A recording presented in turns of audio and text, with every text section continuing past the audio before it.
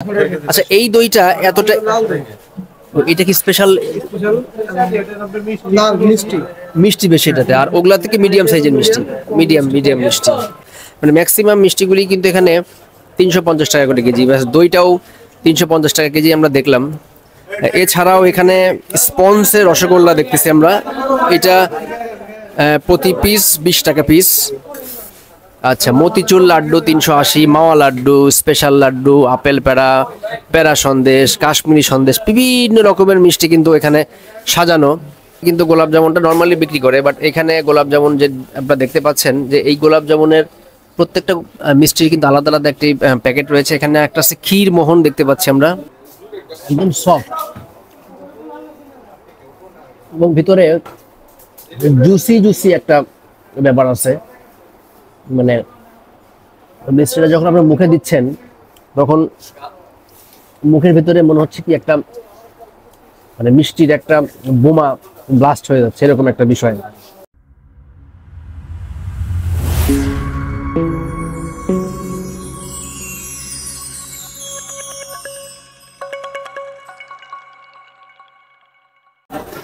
আসসালামু আলাইকুম দর্শক, আপনারা সবাই কেমন আছেন? আলহামদুলিল্লাহ, আমি ভালো আছি।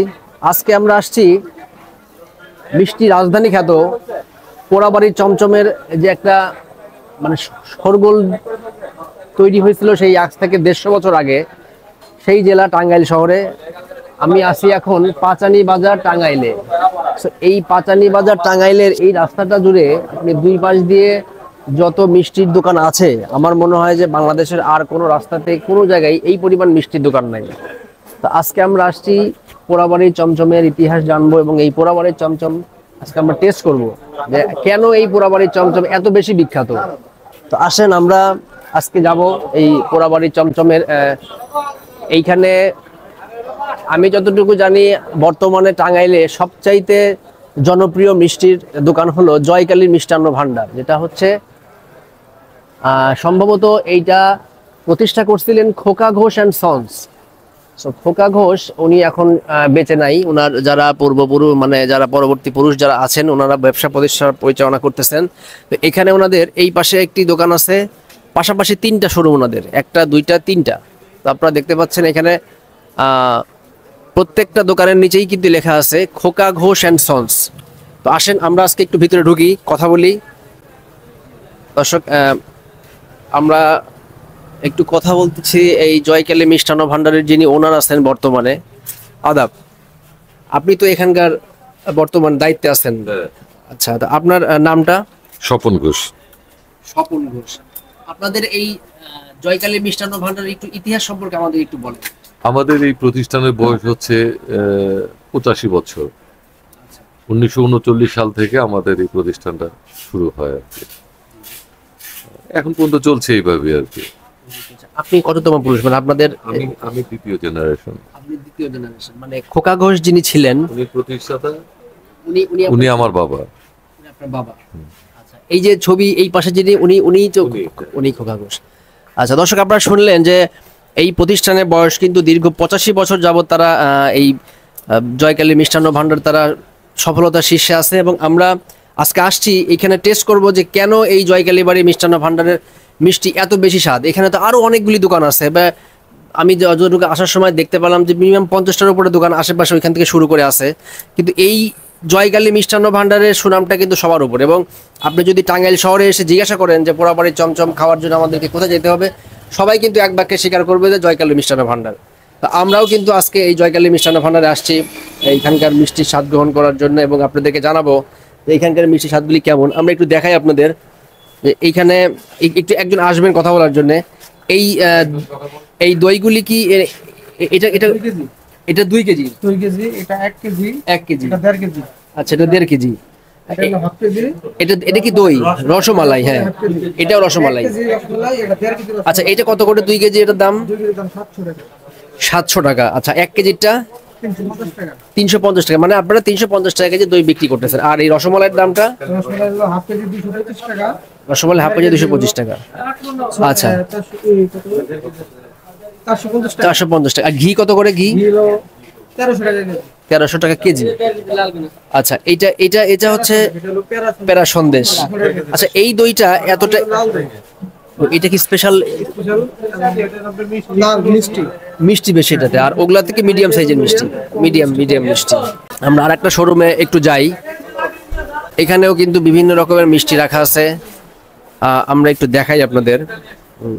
দেখো, এখানে সাদা চমচম আছে 400 টাকা কেজি, মালাইকারি 400 টাকা কেজি, আমিত্তি, এটা অনেক জায়গায় সানা জিলাপিও বলে, বা এখানে আমিত্তি, এটা 350 টাকা, বেবি সুইটস 350 টাকা, পান্তুয়া 350, রসগোল্লা 350, মানে ম্যাক্সিমাম মিষ্টিগুলি কিন্তু এখানে 350 টাকা করে কেজি। ব্যাস, দইটাও 350 টাকা কেজি আমরা দেখলাম।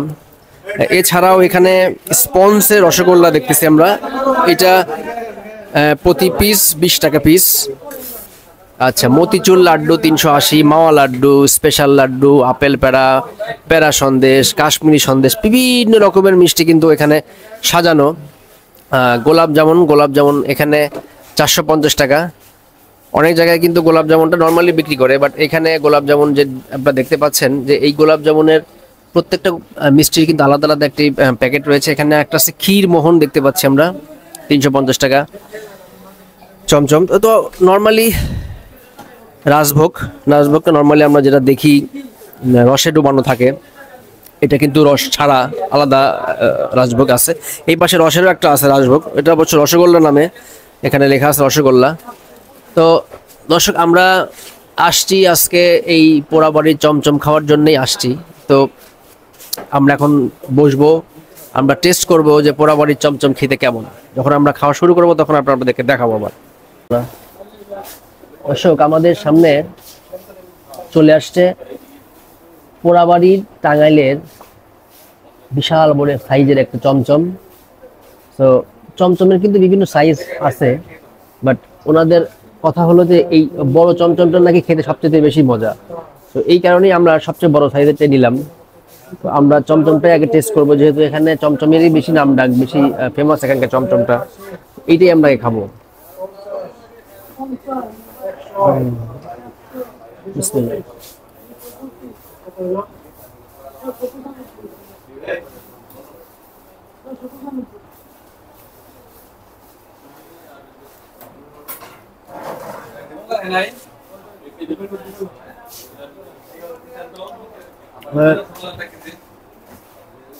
একদম সফট এবং ভিতরে জুসি একটা ব্যাপার আছে। মানে মিষ্টিটা যখন আপনার মুখে দিচ্ছেন, তখন মুখের ভিতরে মনে হচ্ছে কি একটা, মানে মিষ্টির একটা বোমা ব্লাস্ট হয়ে যাচ্ছে, এরকম একটা বিষয়।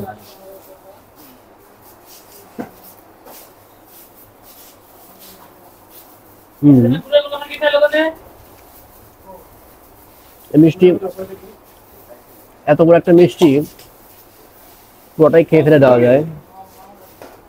আপনি কখনো, অনেক সময় যে মিষ্টি খাওয়ার পরে যে মুখ মেরে আসে বা অস্বস্তি লাগে, সেইরকম কোনো মানে সমস্যা আপনি ফেস করবেন না। আচ্ছা, এবার এটা হলো আমাদের যেটা মতিচুর লাড্ডু বলে, যেটা এটারই একটা স্পেশাল ভার্সন আর কি। মতিচুর লাড্ডুটা আমরা এখন ট্রাই করি। ক্যামেরাটা একটু বড়টা।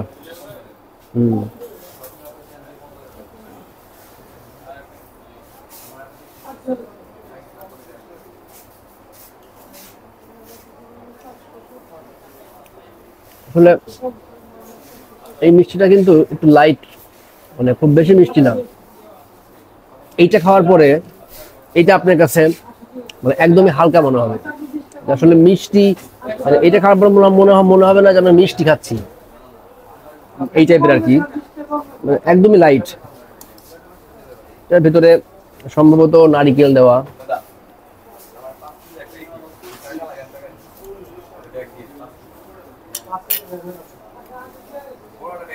লাড্ডুটা আমরা ট্রাই করলাম। এবার রসগোল্লাটা আমরা ট্রাই করব।